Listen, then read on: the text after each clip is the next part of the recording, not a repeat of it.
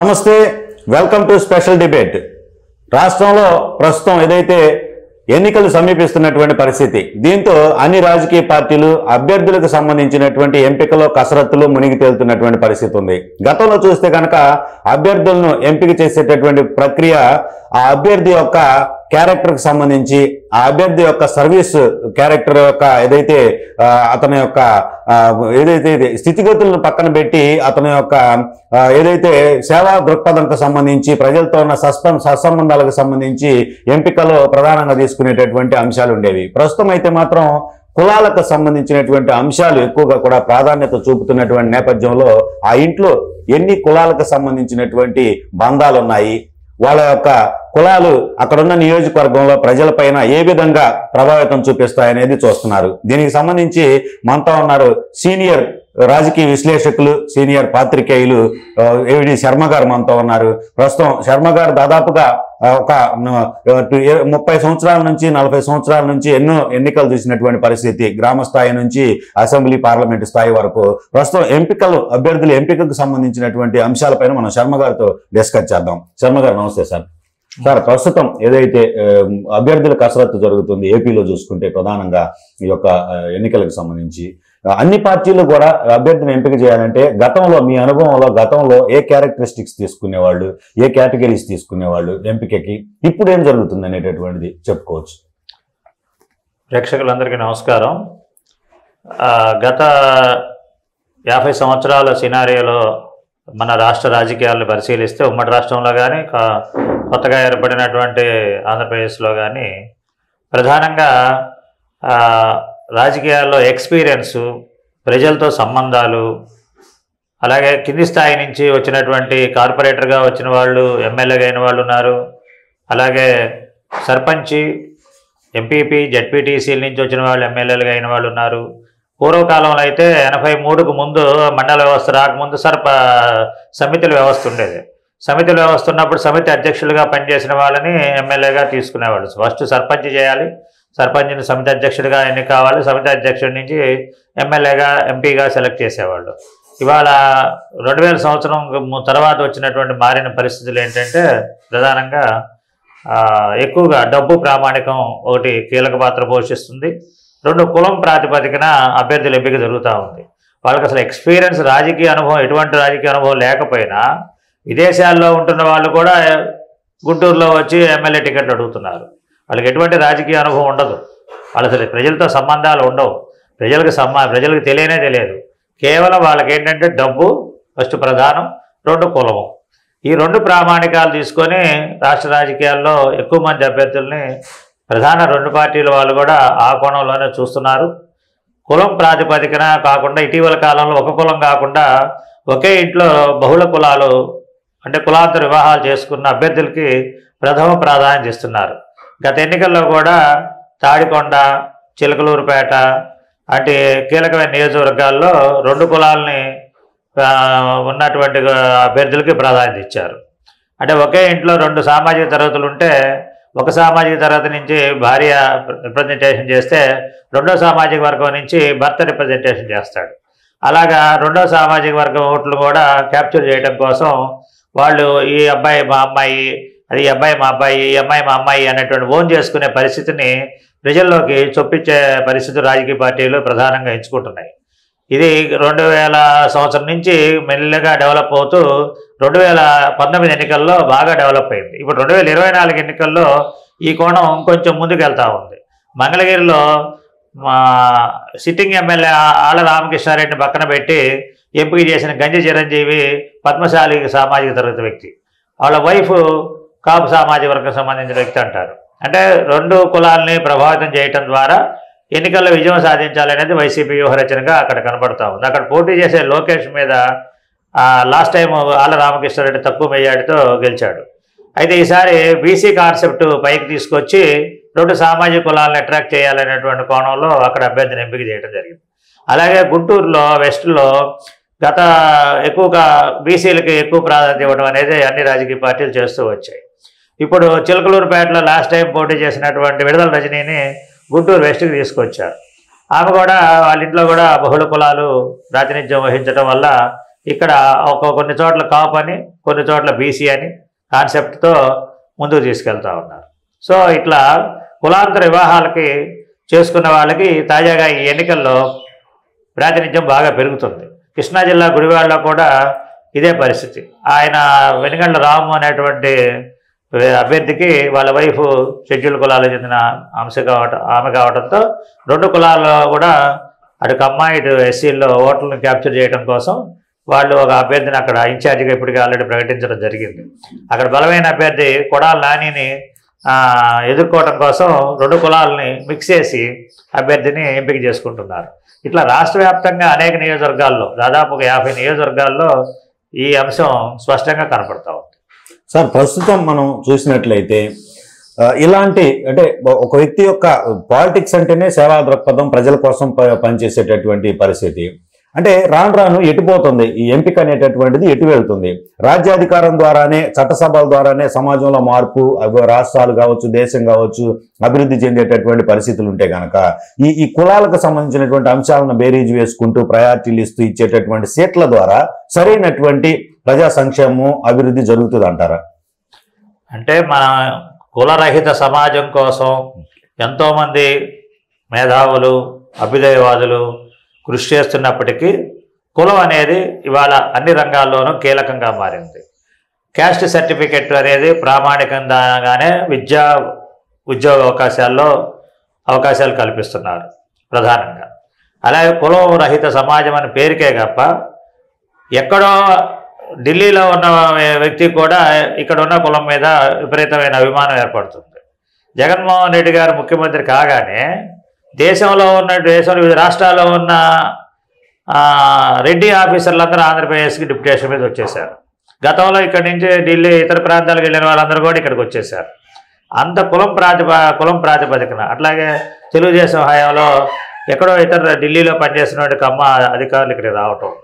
అలాగే జగన్మోహన్ రెడ్డి గారు ఉన్నప్పుడు ఇట్లా ఒక రెడ్డి అధికారులు, తిరుపతి టీటీడీ ఈఓ ధర్మారెడ్డి ఎంతో వివాదాస్పదమైన వ్యక్తిగా, ఆయన ఢిల్లీలో పనిచేసుకునేవాడు, సడన్గా జగన్మోహన్ రెడ్డి రాగానే ఆయన వచ్చేసాడు.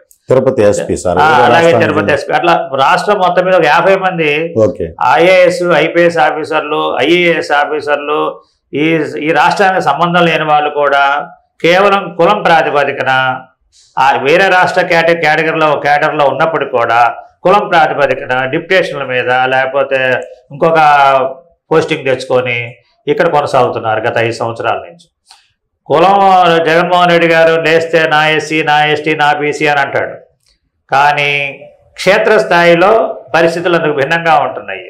ప్రధానంగా సర్పంచులు ఎస్సీలు ఉంటే, బీసీలు ఉంటే వాళ్ళని ఓసీలుగా ఉన్నటువంటి వాళ్ళు, కమ్మారెడ్డి కులస్తులు, ఇప్పటికి ఆధిపత్య కులాలుగా ఉన్న వాళ్ళు పనిచేయని పరిస్థితి.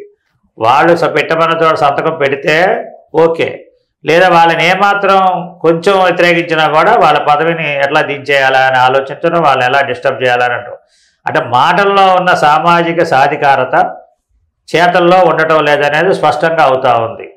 ఈ గత 4 ఏళ్ల కాలంలో ఎంతోమంది ఎస్సీ, ఎస్టీ, బీసీ, మైనార్టీ ప్రజాప్రతినిధులు ఎంతోమంది ఇతర ఆధిపత్య కులాల వాళ్ళు కించపరచటమో, అవమానపరచటమో, ఇబ్బంది పెట్టడమో, కొట్టడమో, దాడి చేయటమో ఇలాంటి సంఘటనలు కోకొల్లలుగా జరిగినాయి. సార్, మనం చూసినట్లయితే ఈ కులాలకు సంబంధించినటువంటి అంశం ఇట్లా వేణునికిపోతే గనక పార్టీల అధినేతలు అలాగే ప్రభుత్వ అధినేతలే వీటికి చెక్ పెట్టకపోతే గనక సమాజం ఎటువైపు పోయేటటువంటి పరిస్థితి ఏర్పడుతుంది అంటారు?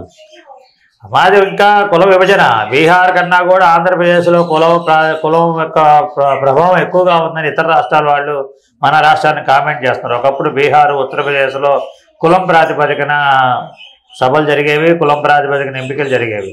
కానీ ఇప్పుడు అక్కడ ఇంత క్యాస్టిజం లేదు. ఆంధ్రప్రదేశ్లోనే ఎక్కువ క్యాస్టిజం ఉంది, తెలంగాణలో కూడా, ఏపీలో ఎక్కువ క్యాస్టిజం ఉంది. ఈ 2 కులాల మధ్య జరుగుతున్న ఆధిపత్య పోరాటంలో ఒకళ్ళు చేసింది ఇంకోళ్ళకి నచ్చక పరిపాలనలో కూడా ఎన్నో మార్పులు చేస్తూ, అభివృద్ధిలో కూడా ఎన్నో మార్పులు చేస్తూ, ఒకళ్ళు చేసిన అభివృద్ధిని ఇంకొకళ్ళు కింద పడేసే పరిస్థితి. తెలుగుదేశం ప్రభుత్వం హయాంలో చేపట్టిన ఎన్నో ప్రాజెక్టులని వైసీపీ ప్రభుత్వం పక్కన పెట్టింది.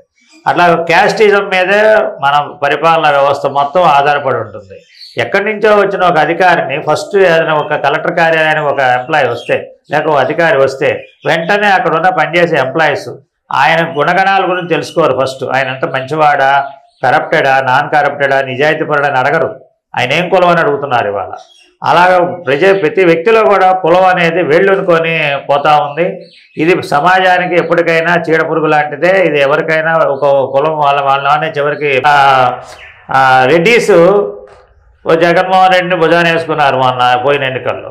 ఈ ఎన్నికలు ఇప్పుడు రెడ్డిసే జగన్మోహన్ రెడ్డికి వ్యతిరేకంగా ఎమ్మెల్యేలు చాలామంది బయటకు వస్తూ ఉన్నారు. నెల్లూరు జిల్లాలో కానీ మన ఆర్కే కానీ ఇంకా ముందు రేపు టికెట్ల సెలక్షన్ తర్వాత ఎంతమంది రెడ్లు వ్యతిరేకిస్తారో. Jaganmohan Reddy SC ST BC minority పాలసీని వాళ్ళ కులంలో రెడ్డిసే వ్యతిరేకిస్తారు. ఆయన ఓట్ల కోసం సీట్ల కోసం వాళ్ళందరినీ భుజానేసుకొని వాళ్ళకి ఏదో మేలు చేస్తున్నట్టుగా కలరింగ్ ఇవ్వడానికి ప్రయత్నం చేస్తుంటే దాన్ని కూడా వీళ్ళు జీర్ణించుకోలేక మా ముందు వాళ్ళు కాలరీగా తిరుగుతున్నారు, మా ముందు వాళ్ళు కుర్చీలో కూర్చుంటున్నారు, మా ముందు వాళ్ళు వెతనం చేస్తున్నారని ఆ ఆధిపత్య కులాలు జీర్ణించుకోలేక వాళ్ళని పక్కన పెట్టే పరిస్థితి వస్తుంది. ఇది ఎప్పటికైనా సమాజానికి ప్రమాదకరమే. సార్, ప్రస్తుతం చూస్తే గతంలో చూస్తే కనుక మనం కొన్ని టర్మ్స్ క్రమేణా ఏదైతే చంద్రబాబు సామాజిక వర్గానికి చెందినటువంటి కొంతమంది వ్యక్తుల ద్వారా కావచ్చు, ఒక పార్ట్ ఆఫ్ పీపుల్కి సంబంధించి చూస్తే మా ప్రభుత్వం అనేటటువంటిది పెద్ద ఎత్తున కూడా ప్రజలపైన ఇబ్బందికరమైనటువంటి నెగిటివ్ ఇంపాక్ట్ చూపించినటువంటిది. ఆ ఇంపాక్ట్ కూడా కొంత లాస్ట్ ఎన్నికల్లో 2019కి సంబంధించి టీడీపీ ఓటమికి కారణం అయి ఉండొచ్చు అనేటటువంటి కొన్ని సర్వేల్లో కూడా తేలిన పరిస్థితి. ఇక జగన్మోహన్ రెడ్డి కొత్తగా వచ్చిన నేపథ్యంలో జగన్మోహన్ రెడ్డి గతంలో చంద్రబాబు సామాజిక వర్గం ద్వారా ఏదైతే నెగిటివ్ పాయింట్స్ యొక్క మా ప్రభుత్వం అనేటటువంటి ఒక ఏదైతే వాదన అనేటటువంటిది ఒక అభిప్రాయం అనేది సొసైటీలోకి ఎలా నెగిటివ్గా వెళ్ళిందో మిగతా సామాజిక వర్గాల్లోకి ఇబ్బంది కలిగించేలాగా అదే ఏదైతే టాక్ జగన్మోహన్ రెడ్డి రాకుండా రెడ్డి ప్రభుత్వం ఇది, లేదంటే జగన్మోహన్ రెడ్డి సామాజిక వర్గానికి సంబంధించినటువంటి ప్రభుత్వం అనేటటువంటి ఒక ముద్ర పడకుండా ఉండేందుకు జాగ్రత్తలు తీసుకున్నాడు. ఇప్పుడు కూడా అలాంటి ముద్రే పడిందా? అయితే మా ప్రభుత్వం అని చంద్రబాబు నాయుడు సామాజిక వర్గం అప్పుడైనా ఉంటే ఇప్పుడు కూడా జగన్మోహన్ రెడ్డి సామాజిక వర్గానికి చెందిన వాళ్ళు మా ప్రభుత్వం అనేది పడిందా? అది ప్రజల్లో ఏమైనా ఇబ్బందిగా ఉందా? అంటే గతంలో 2014 నుంచి 2019 వరకు టీడీపీ పరిపాలన పట్ల కొన్ని కులాలు సహజతత్వంతోనే సహజ వ్యతిరేకతో దూరం అయినాయి. కమ్మార ఆధిపత్యాన్ని తట్టుకోలేక కొన్ని అగ్రకులాలు ప్లస్ కొన్ని బీసీ కులాలు దూరం అయినాయి. అదే పరిస్థితి జగన్మోహన్ రెడ్డి కూడా ఇప్పుడు ఉత్పన్నం అవుతా ఉంది కొన్ని నియోజకవర్గాలు. అంటే పూర్తి స్థాయిలో అంత తీవ్రంగా లేదు కానీ వాతావరణం ఒక్కొక్క కమ్మార మీద వ్యతిరేక సృష్టించడంలో వైసీపీ వాళ్ళు సక్సెస్ అయినంతగా రెడ్డిస్ మీద వ్యతిరేక సృష్టించడంలో తెలుగుదేశం వాళ్ళు సక్సెస్ కాలేదని ఆంధ్రజ్యోతి రాధాకృష్ణ విశ్లేషణలో చెప్పాడు. కానీ ఎందుకంటే తెలుగుదేశంలో రెడ్డిస్ ఉంటారు కాబట్టి వాళ్ళు ఆ పని చేయలేరు. కమ్మార మీద వ్యతిరేక సృష్టించడంలో వీళ్ళు సృష్టించగలరు కానీ వైసీపీ వాళ్ళు చెప్పగలరు కానీ రెడ్డిస్ మీద వ్యతిరేక సృష్టించడానికి తెలుగుదేశం అంత సాహసం చేయలేరు. అట్ ది సేమ్ టైము కమ్మారెడ్డి కాపు బ్రాహ్మణ వైశ్యాసి ఆధిపత్య కులాలు ఎవరైనా కానీ 5 కులాలు ఇతర సామాజిక తరగతుల ఎదుగుదలని ఓరవలేవు అనేది స్పష్టంగా ఇప్పుడు అర్థమవుతా ఉంది. ఎందుకంటే ముఖ్యమంత్రి గారు మాటల్లో ఎస్సీ ఎస్టీ బీసీ మైనార్టీ అంటున్నాడు కానీ చేతల్లో వచ్చేసరికి మళ్ళీ అన్ని పదవుల్లో రెడ్డిస్నే ఇంపోజ్ చేస్తూ ఉన్నాడు. ఎంతో ఉపయోగపడినటువంటి ఇతర సామాజిక తరగతుల వాళ్ళు కూడా పక్కకి బల్క్గా నెట్టవతలు పడేసిన పరిస్థితులు మనం చూసాం. ఎల్వి సుబ్రహ్మణ్యం లాంటి వ్యక్తి ఎంతో ఉపయోగపడ్డాడు వైసీపీకి అని చెప్పి అన్నయ్య అని చెప్పి గౌరవించిన వ్యక్తినే తోసవతలు పడేసిన పరిస్థితులు చూసాం. అట్లా ఎన్నో కులాలకు చెందినటువంటి ఇతర కులాల వాళ్ళని తోసేసిన పరిస్థితులు ఉన్నాయి. కానీ రెడ్డిస్ని ఆ స్థాయిలో ఎక్కడ తోసేసిన పరిస్థితులు లేవు. అధికార యంత్రాంగంలో ఇప్పుడు రెడ్డిల ఆధిపత్యం బీభత్సంగా ఉందనేది ఇతర కులాల్లో ఇతర కుల అధికారుల్లో ఇతర కుల ఉద్యోగస్తుల్లో బాగా వీళ్ళుని పోతా ఉన్నారు. వాళ్ళుంటే ఒక కులం వీళ్ళుంటే ఇంకో కులానికి ప్రాధాన్యత ఇస్తున్నారు తప్ప సామాజిక న్యాయం అనేది క్షేత్రస్థాయిలో అమలు కావటం లేదు. ఇది మాటల్లో ఉన్నంతగా చేతల్లో లేదు. తెలుగుదేశం పార్టీ కూడా వేదిక మీద 10 మంది ఉంటే 6 ఒకే కులం వాళ్ళు ఉంటున్నారు అనేటువంటి భావన ఎక్కువగా ఎక్స్పోజ్ కావటం వల్లనే వాళ్ళకి యాంటీ ఇన్కంబెన్సీ బాగా పెరిగింది. దాన్ని ఇప్పటికే వాళ్ళు సరి చేసుకోలేకపోతున్నారు. తెలుగుదేశం పార్టీ ఎన్నికల్లో సోషల్ ఇంజనీరింగు ప్రతి పార్లమెంట్ నియోజకవర్గంలో ఒక ఎస్సీ, ఒక బీసీ, ఒక మైనారిటీ, ఒక కాపు ఇలాగ తరగతుల వాళ్ళకి జనాభా ప్రాతిపదికన సీట్లు ఇవ్వగలిగితేనే జగన్మోహన్ రెడ్డిని పూర్తి స్థాయిలో ఎదుర్కోగలుగుతారు. కేవలం ఒక జిల్లా మొత్తం 6 సీట్లు ఉంటే 7 సీట్లు ఉంటే 7 సీట్లు 5 సీట్లు మనల్ని పెట్టుకుంటే మిగిలిన సామాజిక ధరలు ఎప్పుడు అట్రాక్ట్ అవుతారు? ఎక్కడో ఓడిపోయిన రాయలసీమలోనో లేకపోతే ఎక్కడో ఇంకో ఉత్తరాంధ్రలో ఉన్న చోట బీసీలకు ఇచ్చామని చెప్పుకుంటున్నారే కానీ కోస్తా జిల్లాలో, గుంటూరు కృష్ణా జిల్లాలో జిల్లా మొత్తం ఒక సీట్ ఇస్తారు బీసీలకి. జిల్లా పార్లమెంట్ బదులు ఒక సీట్ ఇస్తే గొప్ప, అది కూడా. సో ఈ ధోరణి అనేది అయితే మారడం లేదు. క్షేత్రస్థాయిలో ఇప్పుడు ఉన్నటువంటి సానుకూల ధోరణిని, అంటే ప్రభుత్వ వ్యతిరేక పరిస్థితిని క్యాష్ చేసుకోవడంలో తెలుగుదేశం పార్టీ ఎంతవరకు సక్సెస్ అవుతుంది, సోషల్ ఇంజనీరింగ్ ఎంతవరకు అప్లై అవుతుంది అనేది వేచి చూడాల్సిన అంశం. సార్, మనం ఏదైతే ఎన్నికలు సమీపిస్తున్నటువంటి నేపథ్యంలో మీరు గత 50 సంవత్సరాలుగా మీరు రాజకీయ పరిస్థితులను క్లీన్గా అబ్జర్వ్ చేస్తున్నటువంటి పరిస్థితుల నేపథ్యంలో గతంతో పోల్చుకుంటూ అప్పుడు ఓటర్ పరిస్థితి ఎలా ఉండేది, అప్పుడు నాయకుడి పరిస్థితి ఎలా ఉండేది, ఇప్పుడున్న ఓటర్ పరిస్థితి, ఇప్పుడున్న నాయకుడి పరిస్థితిని ఒకసారి పోల్చి చూసుకుంటే కనుక ఏం చెప్పొచ్చు అంటారు? ప్రజలకు ఒక అవేర్నెస్ లాగా ఈ కులాలను, అలాగే కులాంతర వివాహాలను, వీటికి డబ్బుకి ఇట్లాంటి వాటికి ప్రభావితం కాకుండా ఎలాంటి వ్యక్తుల్ని ఎన్నుకోవటానికి ప్రజలు నిర్ణయం తీసుకోవాలంటారు? అంటే బేసిక్గా పెట్టుబడిదారుల్ని, కార్పొరేట్ రంగానికి చెందిన వాళ్ళని ఎన్నికల నుంచి విస్మరించాల్సిన అవసరం ఉంది. అలాగే ఉన్నతాధికారులు, ఐఏఎస్ ఐపీఎస్ అధికారులు, పోలీస్ అధికారులు లేదా ఐఏఎస్ ఆఫీసర్లు లక్షల కోట్లు సంపాదించుకొని వాళ్ళు ఎన్నికల్లో 50 కోట్లు పెడతారా, 100 కోట్లు పెడతారా అని వాళ్ళని తీసుకొచ్చి జనం మీద రుద్ది వాళ్ళు 50 కోట్లు పెట్టుబడి పెట్టి మళ్ళీ 100 కోట్లు ఎలా సంపాదించాలి, 200 కోట్లు ఎలా సంపాదించాలి అనేటువంటి పరిస్థితుల్ని ప్రధాన పార్టీలు, అన్ని పార్టీలు కూడా నువ్వు ఎంత పెడతావు అని అంటున్నారే కానీ నీకు గుణగణాలు ఏంటి, నీకున్న ప్లస్ పాయింట్లు ఏంటి, నియోజకవర్గంలో నీకున్న అడ్వాంటేజ్ అనేటువంటి పరిస్థితిని ఎవరు అధ్యయనం చేయటం లేదు. కేవలం డబ్బు ఎంత పెడతాడు, ఏ కులం, ఆ నియోజకవర్గంలో నీకున్న కుల బలం ఎంత, ఈ రెండు ప్రామాణికంగానే ఇప్పుడు కూడా ఈ 2024లో కూడా ఎన్నికలలో అభ్యర్థుల ఎంపిక అలాగే జరుగుతుంది తప్ప ఆయన గతంలో ఈ సర్వీస్ చేస్తున్నాడు, ఈ సమాజంలో ఇంత నిజాయితీగా ఉన్నాడు, ఈ ప్రజలకి నిత్యం అందుబాటులో ఉంటూ ఈ సేవలు చేశాడు అనేటువంటి కోణాన్ని ఒక్క రాజకీయ పార్టీ కూడా ప్రామాణికంగా తీసుకోవటం లేదు. ఎంత అధికారికంగా ఉండి ఎంత సంపాదించాడు అనేది కూడా, ఎంత ఉంది ఆదాయము, ఎంత ఉంది ఆయనకి ఇన్కమ్, ఎంత డిపాజిట్ చేస్తావు అని డైరెక్ట్గా అడుగుతున్న పరిస్థితి. ఫారిన్ నుంచి వచ్చిన వాళ్ళు ఎన్ఆర్ఐలు అసలు వాళ్ళకి ఈ జిల్లాతో కానీ ఈ ప్రజలతో కానీ సంబంధాలు ఉండవు. అయినా సరే ఎన్ఆర్ఐలు తీసుకొచ్చి ప్రజల మీద ఇంపోజ్ చేయడం, ప్రజల మీద బలవంతంగా రుద్దటం, సమాజంలో బలవంతంగా రుద్దటం. వాళ్ళు ఎవరో మనకి ప్రజలకు సంబంధం ఉండదు. గల్లా జయదేవ్ ఉన్నాడు, చిత్తూరు జిల్లా నుంచి గుంటూరులో గెలిచాడు. ఆయన అసలు గుంటూరు ప్రజలతో సంబంధాలే ఉండవు ఆయనకి. అత్తగారి ఊరు ఈ జిల్లా అని చెప్పి కృష్ణా ఊరు అని చెప్పి చెప్తాడు. ఈ నియోజకవర్గంలో సంవత్సరానికి ఒకసారి కూడా కనపడ్డు. అయినా ఆయన మన 100 కోట్లు 200 కోట్లు ఖర్చు పెట్టి ఎంపీ అయిపోతాడు. అంతే తప్ప ఆయనకున్నది కేవలం మనీ తప్ప ఆయనకున్నది ఇక్కడ ఏమీ సర్వీస్ ఏమీ లేదు. ఇక్కడ ప్రజలతో సంబంధాలు ఉండవు. సైకిల్ గుర్తు, డబ్బులు, ఈ రెండే ప్రామాణికం. అట్లాగే అన్ని పార్టీల్లో ఫ్యాన్ గుర్తు, డబ్బులు, ఇవి తప్ప గుణగణాలు, ఈ ఊళ్ళో అతను బాగా పేరుంది, ఈ స్వచ్ఛంద సంస్థ నడుపుతున్నాడు, ఈ స్వచ్ఛంద సంస్థ నిస్వార్థంగా పనిచేస్తున్నాడు, నిజాయితీగా పనిచేస్తున్నాడు, ఒక గవర్నమెంట్ డాక్టర్ ఉన్నాడు, ఈ నిజాయితీగా ప్రాక్టీస్ చేశాడు, 40 ఏళ్ళు ప్రజలతో సంబంధాలు ఉన్న వ్యక్తి, ఏమీ సంపాదించుకోలేదు, అవసరమైతే మనమే పెట్టుబడి పెట్టి అతను గెలిపించి సమాజానికి తీసుకొద్దామనేటువంటి భావన ఏ రాజకీయ పార్టీలో కూడా కనిపించట్లేదు. కులాలకు అతీతంగా, మతాలకు అతీతంగా ఒక న్యూట్రల్ క్యాండిడేట్ని తీసుకొచ్చి ఒక ప్రజాప్రతినిధిగా, మంచి ప్రజాప్రతినిధిగా తీసుకొద్దాం. ఇప్పుడు ఈ కార్పొరేట్ వ్యవస్థలో వచ్చినటువంటి అభ్యర్థులు అందరూ కూడా ప్రజాసేవ అంటే ఏంటి? వాళ్ళ దగ్గరికి వెళ్తే ఎమ్మెల్యే ఎంపీ అయిన తర్వాత మనకు అవసరమైన రేషన్ కార్డు కావాలి, పెన్షన్ కావాలి, లేకపోతే ఇళ్ల స్థలం కావాలి, లేకపోతే ఇంకొక సౌకర్యం కావాలి, మా అబ్బాయి ఫీజు రియంబర్స్మెంట్ కావాలి, ఇవన్నీ కూడా అధికారులు ఒక ఫోన్ చేయడమే వాళ్ళ పని. అదే సేవ ఇవ్వాలి. అంతకుమించి వాళ్ళు ప్రజల్లోకి వెళ్ళి సేవ చేస్తున్నది ఏమీ లేదు. లేదా చచ్చిపోతే వచ్చి దండేసి నివాళులు అర్పించడం, పెళ్లికి వెళ్ళి ఒక అక్షంతలు వేసి రావడం, ఇదే ప్రజాసేవ ఎంపీలకి ఎమ్మెల్యేలకి. అంతకు మించిన ప్రజాసేవ ఏమీ కనపట్లేదు. ఇది గత 30 ఏళ్ల బట్టి జరుగుతున్న రాజకీయం. సార్, అల్టిమేట్గా ఎవరు నష్టపోతారంటారు ఈ వ్యవస్థను ప్రోత్సహించడం వలన? ఏదైతే కార్పొరేట్ పాలిటిక్స్ అనేటటువంటి వాటికి చెక్ పెట్టకుంటే కనుక ఓటరు అల్టిమేట్గా ఎలాంటి నష్టాలు జరుగుతాయి సమాజానికి? ఎట్లా ఉండబోతుంది అంటారు భవిష్యత్తు? అల్టిమేట్గా ఏముంది, ప్రజలు కూడా వాళ్ళు డబ్బులు ఇస్తున్నారు, తీసుకుంటున్నారు. ప్రజలు ఇప్పటికీ పేదరికంలోనే 50% 60% మంది పేదరికంలో ఉంటున్నారు. అసలు డబ్బులు తీసుకోవడానికి పేదరికం ధనికుడని కాదు. కొన్ని ఎలక్షన్స్లో డబ్బులు ఇవ్వకపోతే పోట్లాడి ఫోన్లు చేసి, ఎంప్లాయీస్ కూడా ఫోన్లు చేసి మాకు డబ్బులు ఇవ్వలేదండి, మా బజారుకి డబ్బులు రాలేదండి, పక్కింటోడికి ఇచ్చారు మాకెందుకు ఇవ్వలేదని పోట్లాడి డబ్బులు తీసుకుంటున్న పరిస్థితులు ఉన్నాయి. అదేమంటే వాడి డబ్బులు తీసుకోకూడదు, ఓటేసేటప్పుడు డబ్బులు తీసుకోకూడదని ప్రభుత్వం, ఎన్నికల కమిషను ఎంత అవేర్నెస్ కల్పించినా సరే ఓటుకు 2000 ఇచ్చినా 3000 ఇచ్చినా మన ఖమ్మం జిల్లా పాలేరులో ఒక పార్టీ 5000 రూపాయలు ఇచ్చిందని కూడా ప్రచారం జరిగింది. అయినా అక్కడ ఆ పార్టీ